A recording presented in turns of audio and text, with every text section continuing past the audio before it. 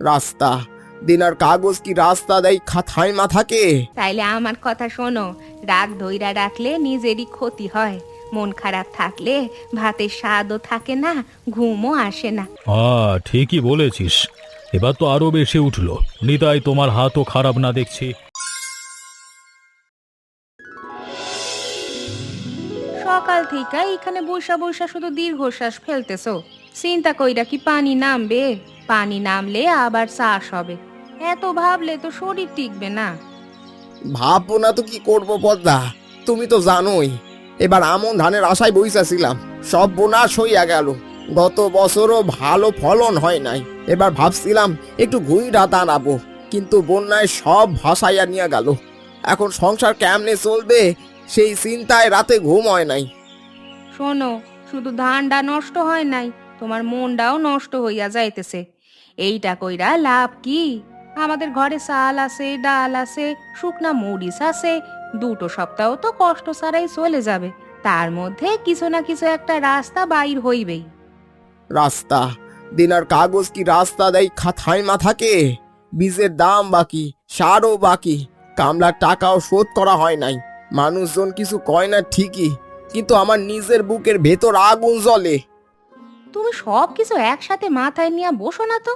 মানুষ যদি একেবারে পুরো পথ না দেখতে পায়, তাই বলে কি হাঁটা বন্ধ করে? কাল শুকুরের মা কইতেছিল, খালের দিকে বন্যার পানিতে নাকি ভালো মাছ উঠতেছে, বেলে মাছে নাকি ভরপুর। মাছ ধইরা কি হবে? ধান না হলে তো সংসার চলে না। ধান তো এখন আর হবে না, কিন্তু মাছ ধরলে অন্তত খাওয়া হবে, বাজারেও বেচতে পারবা। আজ 1 সের, কাল 2 সের, এইভাবেই তো দিন কাটা যায়। ছোট ছোট পথ ধইরা হাঁটলেও সামনে যাওয়া যায়। বৈশা বৈশা শুধু দুশ্চিন্তা করলে তো কিছুই হবে না। তোমার মুখে সব কিছু সহজ শোনায়। সহজ না, দরকারি। তুমি ভাঙলে সংসার ভাঙে। তুমি যদি একটু শক্ত থাকো, আমারও সাহস বাড়ে। নিতাইদা করেন কি? হ্যাঁ, এই বারান্দায় বৈশা বৈশা মুখ গোমরা কইরা আছেন যে। চলেন চলেন, আজকে খালে ধারে যাই। বন্যার পানিতে বেলে মাছ ভরপুর উঠতেছে। কালকে সন্ধে আমি একবার গেছিলাম, হাত দিলেই মাছ পাওয়া যায়। এমন দুর্যোগ বর্ষায় ছাড়ার কখন পাওয়া যাবে বলেন তো? মাছ ধরার মন নাই গোপাল, মনটা এত খারাপ যে কিছু করতে ইচ্ছা করে না। ধানের জমি সব পানির তলায়, আর তুমি বলতেছো মাছ ধরতে? নিতাইদা, আমি বুঝি আপনার কষ্ট, কিন্তু বৈশা থাকলে তো পেট ভরবো না। মাছ ধরলে আজকে ভালো একটু খাওয়া হবে, কালকে বাজারে নিয়ে যাওয়া যাবে। তাছাড়া বাইরে গেলে মনটা একটু হালকা হবে। ঘরে বৈশা বৈশা মানুষ অসুস্থ হইয়া যায়, সেটা কি জানেন না? তুমি না থাকলে মনে হয় গ্রামের হাসিটাই কমে যাইতো, কিন্তু আমারে জোর কইরো না। জোর না টানতেছি। আরে আপনি না গেলে আমারও আর যাইতে মন চায় না। দুজনে দুজনে গেলে কথা হইব, কাজও হইব। আপনি জাল ধরেন, আমি ঝাঁকি ফেলি, দেখি কপালে কি আছে। তুমি বুঝি সব ঠিকঠাক কইরা আইছো? যা কি আছে, ছোট জাল আছে, বাঁশের খাঁচা আছে, একখান পুরানো দড়িও আনছি। মাছ বেশি উঠলে বাঁধমু। আর বৌদিকে কইয়া রাখবেন সর্ষে মারতে। আইসবার পর বেলে মাছের ঝোল হইব। হ্যাঁ, ঠিক আছে, যাই, তবে বেশি আশা কইরো না। নিতাইদা, ওই দেখ, ওইদিকে ওইদিকে, ওইখানে পানি একটু শান্ত। ওইখানে ঝাঁকি ফেললে বেলে মাছ পাওয়া যাবে ভালো। বেলে মাছ একটু ঠান্ডা পানিতে থাকতে পছন্দ করে, স্রোতের ধারে কম পাওয়া যায়। তুমি তো দেখি মাছের ডাক্তার হইয়া গেছো, কোন মাছ কোথায় থাকে কি খায় সব জানো। ছোটবেলা থেইকা দেখি তোমার এই মাছ ধরার নেশা। আর নেশা না দাদা, অভ্যেস। আর বর্ষার পানি কইলে আমার কেমন জানি হাত পা নিষ্পিস করে। এই সময় মাছও থাকে ফুরফুরা, মানুষও থাকে ঘর মুখো। হ্যাঁ হ্যাঁ, তাই যে নামতে জানে সে পায়। আচ্ছা চলো, তোমার কথা মতোই যাই। যদি কিছু পাওন যায় পদ্মার মুখে হাসি ফুটবে।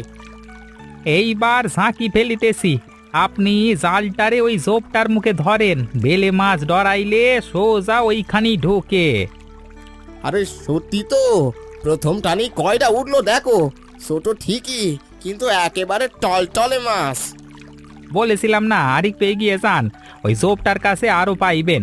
আজকে পানি ঠান্ডা, মাছ এক জায়গায় ঘ্যাঁসা দিয়া থাইতেছে। হ্যাঁ, কদিন ধইরা মনটা এত ভারী ছিল, এখন একটু হালকা লাগতাছে। মাছ ধরতে ধরতে মনে হইতেছে সব সমস্যার একটা না একটা সমাধান আছে। মানুষ যদি হাত চালায় তাহলে কিছু না কিছু ওঠেই। এই কথাই তো চাই, মন খারাপ থাকলে জালও ফাঁকা ওঠে, আর মন জাগলে খালি হাতেও কপাল ধরা দেয়। এবার যদি আর একটানে ভালো পাই তাহলে সন্ধ্যায় দুই ঘরেও পাঠামু। বিপদের দিনে ভাগ কইরা খাইলে খাবারে আলাদা মজা। এই যে আবার উঠলো দাদা, আজকে মনে হয় বৌদির কড়াই থামবেই না।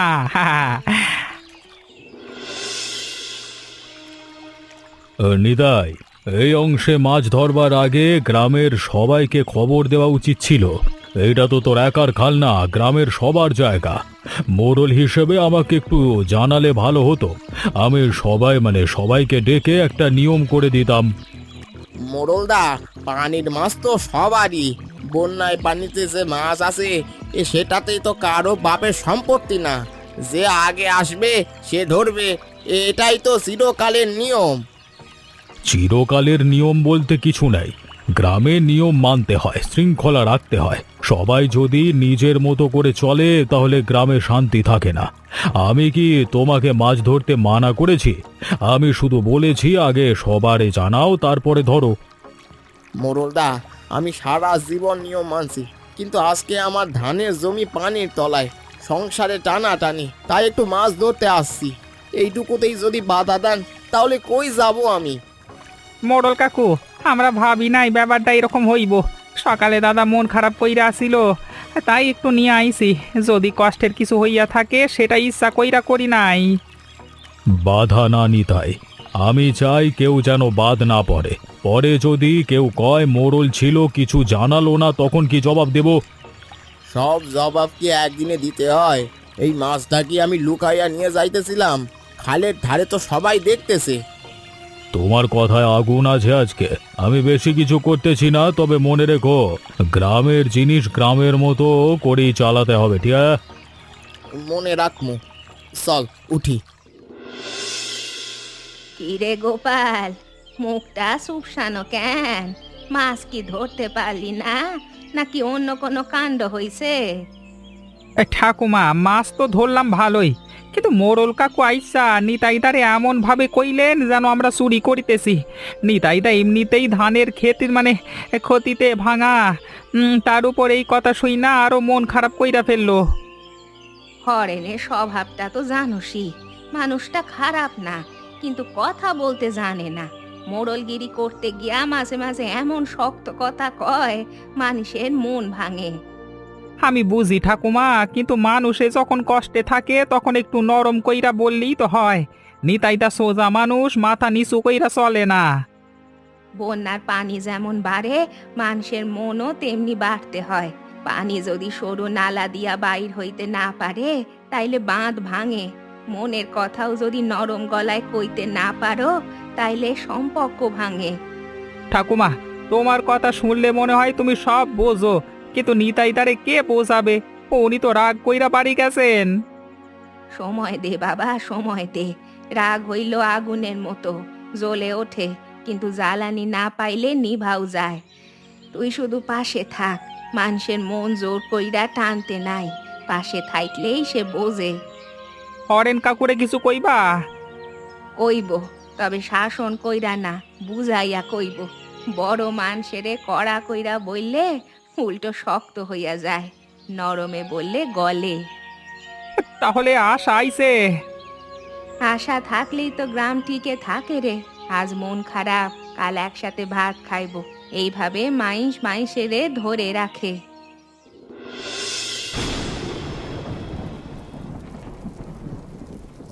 শোনো, আমি বুঝতে পারছি মোড়লের কথায় তোমার মনে লাগছে, কিন্তু এত চুপচাপ থাকলে তো আমারও মন খারাপ হয়। কও কি বলছে একটু বলো তো। পদ্মা, আমি কি কোনো খারাপ কাজ করছি? বন্যার পানিতে মাছ ধরছি, সেটাই কি অন্যায়? সারা জীবন এই গ্রামে মাথা উঁচু করে চলছি, কারো কাছে হাত পাতি নাই, কারো জিনিসে হাত দি নাই।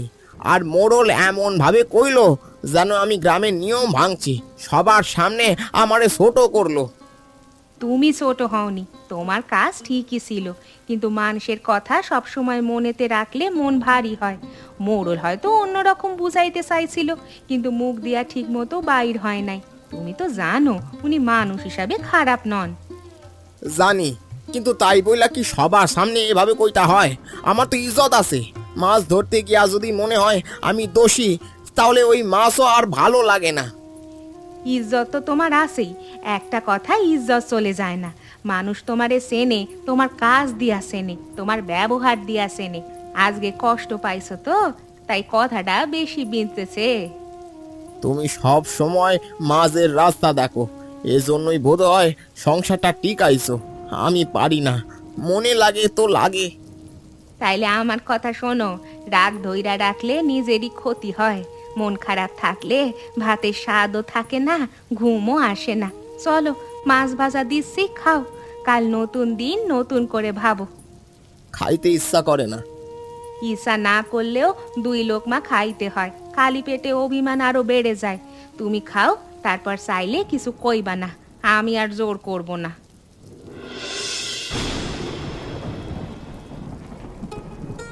বৌদি, নিতাইদা কেমন আছে? মন খারাপ এখনো? এখনো চুপচাপ বইসা আছে, খাইতেও চাইতেছে না। তোমাকে বলি গোপাল, এই মানুষটা মনে কষ্ট পাইলে নিজে থেইকা কাউরে কয় না, ভিতরে ভিতরে পুইরা মরে। আমি তো চিনি, কত বছর হইল সংসার করছি। বৌদি, নিতাইদার আমি বুঝি, উনি আত্মসম্মান নিয়ে চলেন, সেইটাই ওনার সুন্দর দিক। কিন্তু মোড়ল কাকু আসলে খারাপ মানুষ না। উনি হয়তো চাইছিলেন সবাই মিলে ধরুক, কিন্তু কথাটা ঠিকভাবে বলতে পারেন নাই। আমিও তাই মনে করি, কিন্তু ওরে কে বোঝাবে? তোমার দাদা বাইরে কঠিন, ভেতরে নরম। একবার মনে নিলে খুলতে সময় লাগে। বলবো বৌদি, কিন্তু একটু সময় দেন। এখন বলতে গেলে হিতে বিপরীত হইব। রাগ যখন গরম থাকে তখন শোয়া ঠিক না। একটু ঠান্ডা হইলে কথা বলবো। হ্যাঁ, ঠিক কইছো। এই নাও, একটু মাছ ভাজা চেখে দেখো, নুন মরিচ ঠিক আছে তো? উফ বৌদি, এই স্বাদ থাকলে রাগও কমে যায়। নিতাই তারে জোর কইরা হলেও খাওয়াই না। হ্যাঁ, খালি পেটে মানুষ বেশি ভাবতে থাকে। হ্যাঁ, তুমি কি কাল আবার যাইবা খালে? জামু জামু, তবে যাই। নিতাইটাও যাই। আজকে উনি যে 2-4টে মাছ ধরলো, মুখে তখন কতদিন পর হাসি দেখতেছি। ওই হাসিটা আবার ফিরাইতে হইব। হ্যাঁ, ঘর সামলাই, চুলো সামলাই, কিন্তু মানুষের মন সামলানোই সবচেয়ে কঠিন কাজ। আপনি সামলাতে পারেন বলি তো এই ঘর এমন গরম ভাতের গন্ধে টিকে আছে বৌদি।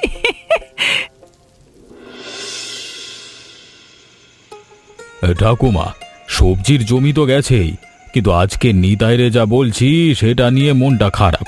আমি আসলে খারাপ কিছু বলতে চাইনি। আমি চাইছিলাম গ্রামের সবাই মিলে মাছ ধরুক, কেউ যেন বাদ না পড়ে। কিন্তু মুখ দিয়া কথাটা যেভাবে বাইর হইল, মনে হইতেছে নিতাই কষ্ট পাইছে। কষ্ট পাইছে সেইটা তো তুমি নিজেও বুঝতে পারতেছো। কথা কইবারও একটা নিয়ম আছে বাবা। কঠিন কথা নরম গলায় কইলে মানুষ ভালোবাসে, আর নরম কথাও কঠিন গলায় কইলে মানুষ দূরে যায়। তুমি মোড়ল, তোমার কথার ওজন বেশি, তাই তোমারে আরো বেশি সাবধানে কইতে হয়। আমি সারা জীবন নিয়ম নিয়েই চলছি, মনে হয় নিয়ম না থাকলে সব ছাইরা যাবে, কিন্তু আজকে বুঝতেছি নিয়মের সাথে মমতাও লাগে। এই বুঝাটাই বড় কথা। নিতাইও কষ্টে আছে, তুমিও কষ্টে আসো বাবা। বন্যা কারো ঘর বাস বিচার কইরা ডুবায় না, তাই কষ্টের দিনে গলাটা নরম করাই বুদ্ধির কাজ। তুমি ঠিকই বলেছ ঠাকুমা, আমি নিজেও ভুল বুঝতে পারছি, কিন্তু এখন কি করব? নিতাই তো রাগ করে আসে। রাগ যখন করেছে তখন তুমি যাও না তার কাছে। বড় মানুষ যখন আগ বাড়াইয়া যায় তখন ছোট মানুষ গলে যায়, এইটাই তো মোড়লের কাজ। যাবো যাবো, কালকে সকাল না দুপুরে নিজেই যাবো। লোক লজ্জার ভয় করব না, ভুল আমার হইলে ক্ষমা চাইতে হইব। এই কথা যদি মন থেইকা কইতে পারো, সব ঠিক হইয়া যাইবে। নিতাইদা, আজকে আবার সবাই মিলে খালের ধারে মাছ ধরতে যাবে। আপনিও চলেন না। গতকালের কথা ভুইলা যান, বর্ষা তো আর কদিন থাকবো, মাছ ধরবার সময় চইলা যাবে। না গোপাল, আমি যাব না। মোড়ল আবার কিছু কইবে, আমি সেটাই সহ্য করতে পারবো না। আমি নিজের জায়গায় ঠিক আছি, কারো কাছে ছোট হইতে চাই না। নিতাইদা আপনি ছোট হননি, কিন্তু নিজেরে আলাদা কইরা রাখলে তো আরো কষ্ট বাড়বে। গ্রামে একসাথে থাকতে হয়, একসাথে সুখ দুঃখ ভাগ কইরা নিতে হয়। আপনি যদি আসেন সবাই খুশি হইব। সবাই খুশি হবে, আর আমার বুকের ভেতরটা কথার খোঁচা বাইরে থামে, ভেতরে থামে না। আমি জানি, কিন্তু মানুষের এই এড়িয়ে গেলে ওই খোঁচা আরো বসে যায়। সামনে গেলে কথা হলে ভুল ভ্রান্তি পরিষ্কার হলে মন হালকা হয়ে যায়। তোমার কথা শুই না ভালো লাগে গোপাল, তুমি সবাইরে একসাথে রাখতে চাও, সেইটাই তোমার ভালো গুণ। কিন্তু আমার মনটা এখনো ভারী। ভারী মন হালকা করতে হইলে মানুষের কাছে যাইতে হয়। একা বইসা থাকলে আরো ভারী হয়। আপনি না গেলে আমি জোর করবো না, কিন্তু মনে কইরা রাখেন সবাই সত্তর না। হ্যাঁ, তুমি যাও, যদি মন বদলাই খবর দিমু। আমি কাছেই থাকবো দাদা, ডাক দিলেই আইসা পড়মু। হ্যাঁ,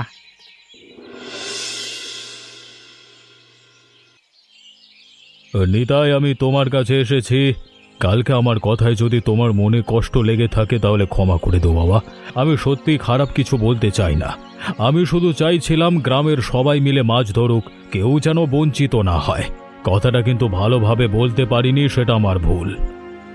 মোড়লদা, আপনি নিজে আসবেন এটা আমি ভাবি নাই।